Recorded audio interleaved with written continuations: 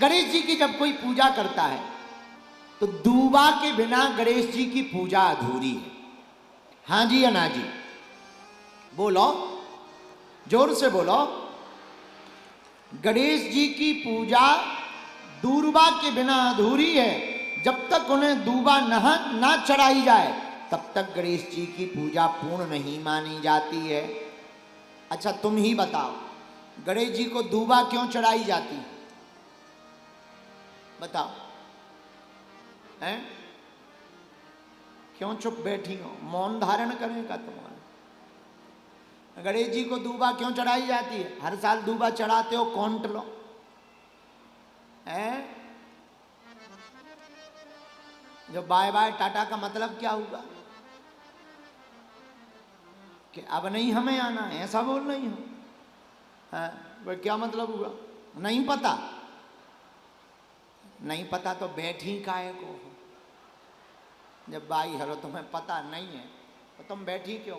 अच्छा एक बात और, बुरा ना मानना, मान लो हम कोई भी कुछ बता दें कि दूबा इसलिए चढ़ाई जाती, तुम कैसे मानोगे कि हम सही बता रहे हैं? हम सब कुछ सही बताते हैं, यही तो गलतफहमी है भाई तुम्हारी। इसी चक्कर में तो अंधविश्वास बढ़ता है। अब हम जो बता रहे हैं वो सब सही नहीं हो सकता है। हम अपनी बात सही बता रहे हैं, तुम्हें भी अपना चेक करना चाहिए हम सही बता रहे हैं कि गलत बता रहे हैं। लेकिन कोई बात नहीं, अब तुम्हें दूबा चढ़ाने का मतलब पता नहीं, हम बता देते हैं, हमें पता है क्योंकि हम स्पेशल पढ़ के आए हैं। हम कौन पहले से गणेश जी के बारे में बोलते थे, पर अब हमने पढ़ा है। तो गणेश जी को दूबा क्यों चढ़ाई जाती है? आहा, एक राक्षस था, उसका नाम था अनलासुर। अनलासुर नाम का राक्षस दैत्य बड़ा बलशाली था। उसने पृथ्वी पर इतना आतंक मचाया, देवता परेशान हो गए। गणेश जी की वंदना देवताओं ने की। अनलासुर नाम का राक्षस बड़ा प्रतापी बलशाली, देवताओं को सताता, परेशान करता। देवता रोने लगे, विचार करने लगे कौन बचा सकता है? एक ही बचा सकते हैं, शंकर सुमन भवानी के नंदन बचा सकते। देवता स्तुति करते, आइए गणपति जगवंदन, आप पधारो। गणेश जी प्रकट हो गए। क्या बात है? बात यह है कि हम लोगों की मुलाकात अब मुश्किल है। क्यों?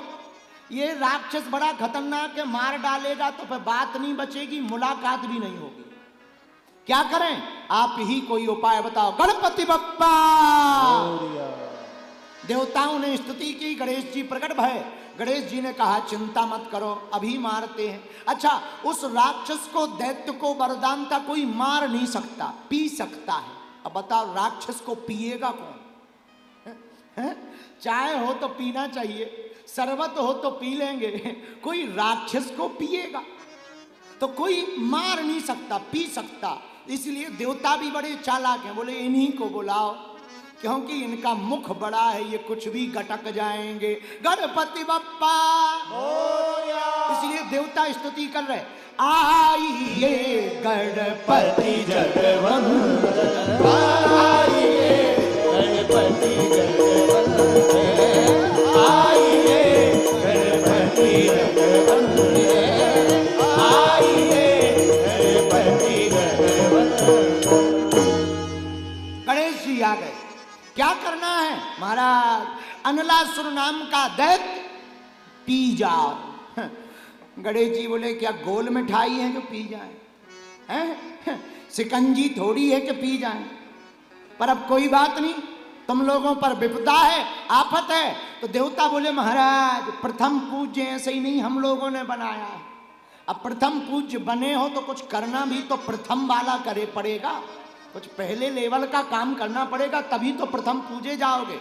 और महाराज गणपति भगवान का क्या कहना, इसलिए तो इनको मुख हाथी का है। गजानन महाराज गज का मुख लिए हुए हैं। इन्होंने अनलासुर नाम के दैत्य को ऐसे गटक लिया जैसे छोटे बच्चे गोल मिठाई को गटक जाते हैं, एक ही बार में। देवताओं को देखते देखते दैत्य को गटक गए। देवता बोले गणपति बप्पा। लेकिन राक्षस तो राक्षस, कोई आदमी 4-5 ग्राम या 20 ग्राम मिर्चा गटक जाए तो मुंह में तो चढ़पड़ा नहीं लगेगा, दूसरे दिन पता चलेगा। दूसरे दिन पता लगेगा। 4-5-10 मिर्चा तुम ऐसे ही गटक जाओ तो मुंह जरूर चढ़पड़ा नहीं होगा, चटपटा नहीं होगा, लेकिन दूसरे दिन पता लगेगा जब लंका जैसी लग जाएगी। समझ जाओ, यही गणेश जी के साथ हुआ। देवताओं की स्तुति के चक्कर में अनलासुर को गटक तो गए, लेकिन राक्षस को गटकना कोई सरल। अब पेट में जलन बन गई।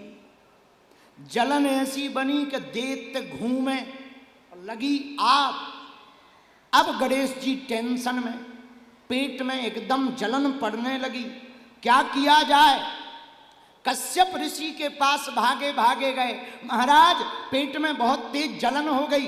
क्या खाया था? भटा मिर्चा।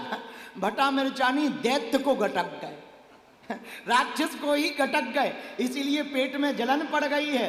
कश्यप ऋषि बोले चिंता मत करो, 21 दूबा की गांठें लेकर के और घोल करके पिला दिया, गणेश भगवान की जलन मिट गई। उसी दिन से गणेश जी को दूबा का चढ़ना प्रारंभ हो गया। इसीलिए गणेश भगवान को दूबा चढ़ाई जाती है, उनकी जलन मिट जाती है। जैसे हनुमान जी को चोला चढ़ाया जाता है,